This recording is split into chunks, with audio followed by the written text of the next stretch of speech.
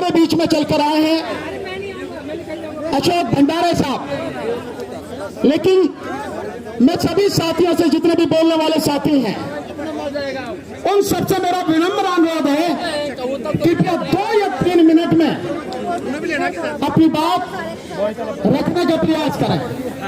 मैं जानता हूं कि 2-3 मिनट में बात नहीं होती, लेकिन दिक्कत यह है कि जब इतने साथी बोलने वाले हों तो हमें समय की सीमा को थोड़ा ध्यान में रखना पड़ता है। बहुत बहुत शुक्रिया साथी। सुनिए, आदरणीय अशोक भंडारे साहब को आमंत्रित करता हूं कि वो आए और अपने विचार हमारे बीच में रखें। और ये भी निवेदन करूंगा कि बॉम्बे में किस तरह से वो जिम्मेदारी निभाएंगे, संभालेंगे, उसको भी हमारे बीच में बताएं। आदरणीय अशोक साहब।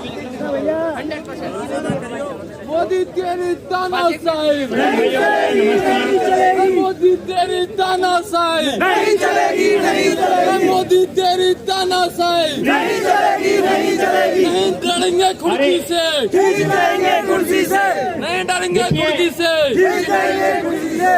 कोई भी मूवमेंट को अंजाम तक लेके जाने के लिए डिसिप्लिन जरूरी होता है। मैं सबको हाथ जोड़ के विनती करता हूँ कि सब बैठ जाए। इस तरह से अगर हम लोग अलग अलग गुट बनाकर, हमारी एकता नहीं दिखती है।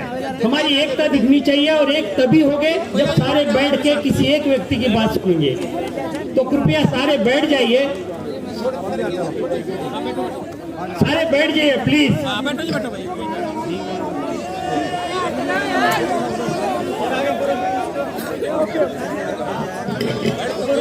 साथियों नमस्कार, मैं अशोक बहादुर है, संयुक्त भारत पक्ष।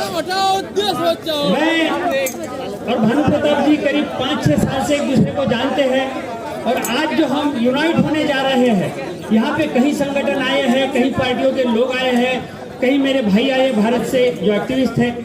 हमने 5 साल पहले से ये बात कही थी कि यूनाइट होना चाहिए। हम जो अलग अलग पार्टी के नाम से जाने जाते हैं, अलग अलग संगठनों के नाम से जाने जाते हैं, और इसीलिए हम टुकड़े टुकड़े ज्ञान के नाम से जाने जाते हैं। जब तक एक नहीं होंगे तब तक कोई हमें रिजल्ट नहीं मिलेगा। तो साथियों, अभी हमको हर चीज बुलाकर एक होना है और एक होकर काम करना है।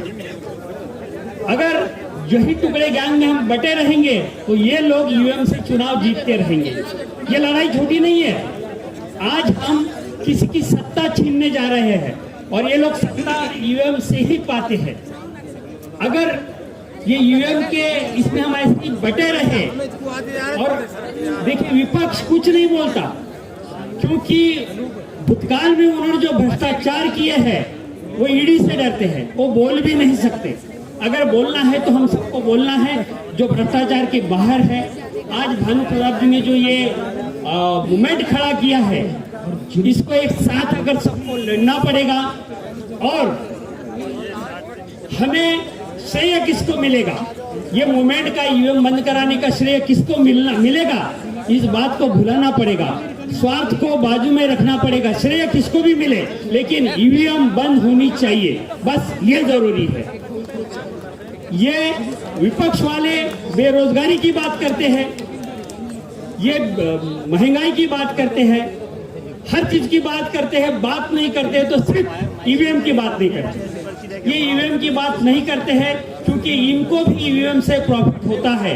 कांग्रेस ने ईवीएम लाई थी, और आज राहुल जी दुनिया भर की यात्रा कर रहे हैं, लेकिन ईवीएम के बारे में बात नहीं कर रहे, क्योंकि इनको भी शायद ईवीएम का फायदा उठाना हो या उठाया हो।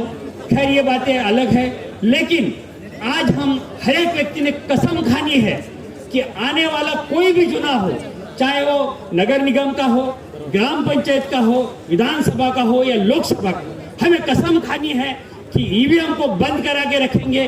और ये लड़ाई इतनी सीधी सादी नहीं है। किसान जो है यहाँ पे 1.5 साल धरने पे बैठे थे, 700 किसान हुतात्मा हो गए, लेकिन ये सरकार ने कुछ सुना नहीं। इसी जंतर मंतर से पहलवान बेटियों को घसीटा गया। हमारे मूवमेंट को ये बहुत साधारण रूप से लेते हैं। ये हम जो है इनके लिए कचड़े के माफिक है, कीड़े के माफिक है। इनको बहुत ताकत है इनमें, इसलिए ये मूवमेंट जो है अभी वो अहिंसा वाली बात छोड़कर हिंसा का रूप भी ले ले तो कोई बात नहीं है, लेकिन जहां भी ईवीएम से चुनाव होगा ईवीएम तोड़ी जानी चाहिए।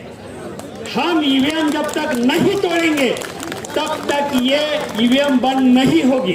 हमारे इस तरह से चिल्लाने से कुछ नहीं होगा। हमको जब चाहे हिंसा जब चाहे अहिंसा इस्तेमाल करना होगा और ईवीएम को तोड़कर ये ईवीएम को खत्म करना होगा, बंद करना होगा। जय हिंद, जय भारत।